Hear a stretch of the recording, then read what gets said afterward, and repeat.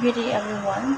For today, we will going to introduce and discuss to you about this topic that gives us understanding and idea to identify and find out of how and where did this idea originate or came from. Before that, let's proceed to these motivational exercises first. Try to answer this exercise for you to find out if you already have an idea and to practice your learnings on this topic. Okay, so let's start with our topic, which is the theories on the origin of women's oppression. First, we will discuss what does oppression mean and how it affects the person involved in the situation. I know you are familiar or already have an idea about this term, oppression, but still we will go to discuss this topic. Oppression in general meaning, it is the inequitable use of authority, law or physical force to prevent others from being free or equal. Oppression also is a type of injustice. The verb oppress can mean to keep someone down in a social sense, such as an authoritarian government, social, or political. Let's talk about women oppression. The low status of women is something worth wondering about. How did it happen that half of the world's population is systematically discriminated? Why do women have lower status than men? Every person deserves the same rights, regardless of his or her gender. Aside from the basic rights, one merits due to humanity, one must also give value to the traditional rule of women. Women are crucial in food production and preparation. They produce, process, and prepare the majority of available foods. Women bear children, and for the most part. So here's the lesson objectives of this topic. Students will be able to understand the idea of women's oppression or oppression itself. Students will be able to know the origin of women's oppression, and they'll be able to know or identify the prominent theories of women's oppression. And now, we will proceed to the main topic of this lesson. So these theories, as compiled in the work of Rosalind Miles, a feminist writer, journalist, and historian who has researched the hidden role of women throughout history. These theories will be supplemented by the findings of other researchers. All these researchers and theories demonstrate that discrimination against women is not a natural phenomenon, but a situation that evolved through time. Goddess worship to God worship. Palos cults. Mother Goddess cult. Goddess worship to God worship. This theory of early goddess-based social organizations stipulates that the worship of the Mother Goddess lasted for as long as people experienced the development of life as a mystery and a gift. At some point, human beings changed the way they saw and experienced life. Next, the Palos cults. Close to 100 stone palaces have been found in Norway. They are symbolic representation of the penis, representing male potency and fertility. Animal and human sacrifices made to a symbolic palos were thought to ensure a successful new crop among people. Animals and nature and site fertility rituals have survived in modified form in the modern era. Palos symbolized one of the Dionysus symbols was a phallus and an oversized three-dimensional version was carried by a phallus bearers. In some of the gods' rituals, genitals as signifiers of fertility have been common in many cultures. But Here Apollos also reflected divine male protection of the community. Next, the mother goddess cult.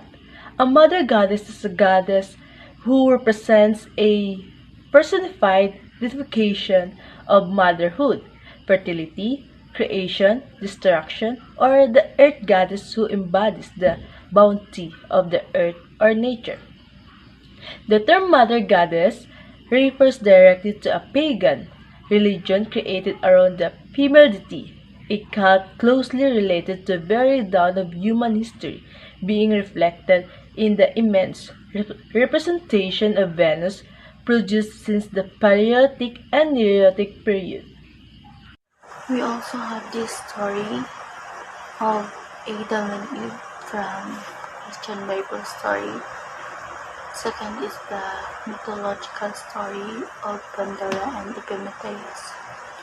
So after discussing these two theories, where this theory according to Miles, these are the permanent theory on the oppression of women, and some inter-researchers also determine that the discrimination against women be identified in the story of Bible and mythology, and also to determine how Eve had caused the downfall of humanity because she had listened to the snake, and these two stories show how a woman had defied all humankind, which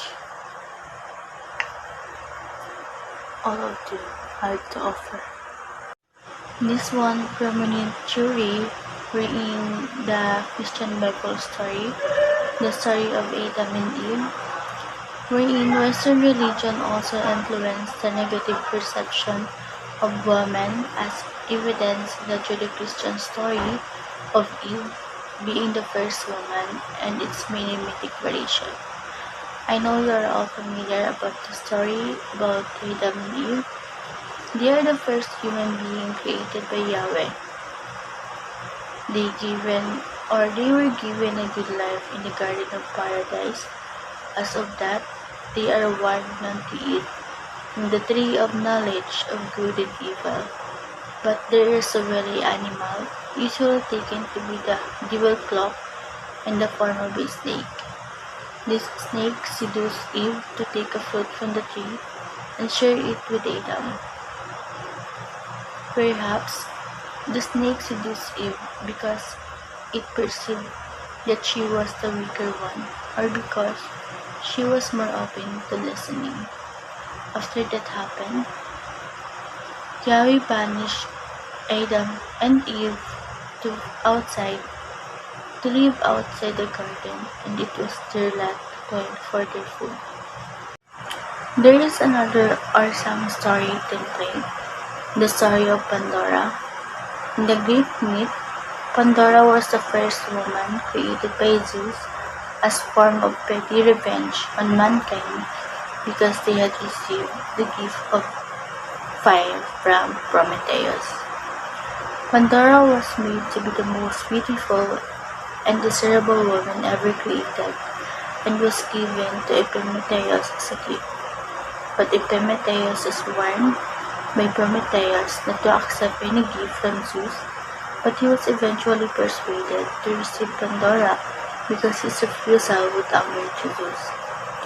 Zeus made Pandora foolish and idle. One day, she opened a jar where Prometheus locked away all the spices that can cause mankind grief, such as old age, sickness, and vice. Prometheus warned Epimetheus to keep jar closed, but the foolishness of a woman left the spice loose, stinging Epimetheus and Pandora and plaguing all of humanity. So, how the negative implication of a woman role in the Christian Bible and mythological story fuel negative perception of women. We all know that women were viewed of lesser than men, or were deemed the root of all sufferings. They were perceived to be feeble-minded, manipulative, or with no moral fortitude. In the most extreme sense, women had the potential to cause the downfall of great men, as shown by the stories of Eve and Pandora. Woman was casted as the bearer of suffering because she was weak-willed and could not be trusted. She could not allow to be left alone lest she caused some trouble. According to Miles, women were the catalyst for men to lose their reason and responsibility. Therefore, men convinced themselves that women were unfit or incapable to run governments and other standards that could affect the emotion of a woman. Good day everyone. So my assigned topic is all about the shape of production in woman oppression. So the shape to agriculture is also a plausible theory for the suppression of women. It necessitates the investment of manpower as well as extend periods of work in one area for an extended period of time. This manpower must be dedicated to the work and the community that it serves. As a result, human reproduction for the purpose of producing more workers has become an important task in society. It was critical to keep women at home in order to produce and raise children. So women had to be watched because reproduction had to be protected and controlled. Women's activities had to be monitored in order for them to be focused on reproduction and sexuality. So the reproductive role of women is first the pregnancy, childbirth, childbearing responsibilities, domestic tasks, and also laborer production. So the basis of women oppression lies in their vulnerability during pregnancy and childbirth. During some of these periods, women are unable to work except for the work of childbearing itself. They are able to work at partial strength and feels both mentally and physically weaker. So the reproductive role of women is procreate and sustain the human race. Example are reproducing children, taking care of children, caring of the sick, doing domestic chores, and maintain the actual and the future workers of the family. So these are usually maintenance roles without any monetary value attached to them. So when productivity increased due to the introduction of new farming process such as animal husbandry, plow-based farming, more laborers were required to capitalize on the increased wealth creation. Men focused on agricultural labor while women were no longer involved in food production, but rather in laborer production at this point. According in this theory, women's value is suppressed and their awareness of their own value is evident in order for them to continue to accept their role as receptive grounds for the seed of the man on which the next generation of workers is to be grown. So the women or mothers are seen as serving and contributing to the economy not just by preserving the labor force and species, but also by shaping their children into contributing workers of the future. If this process failed to be completely effective, the blame falls squarely on the shoulders of mother or women who are seen to have failed to provide adequate maternal care. Women in many ways are seen as holding up the private sphere and thus contributing to social in order to through production.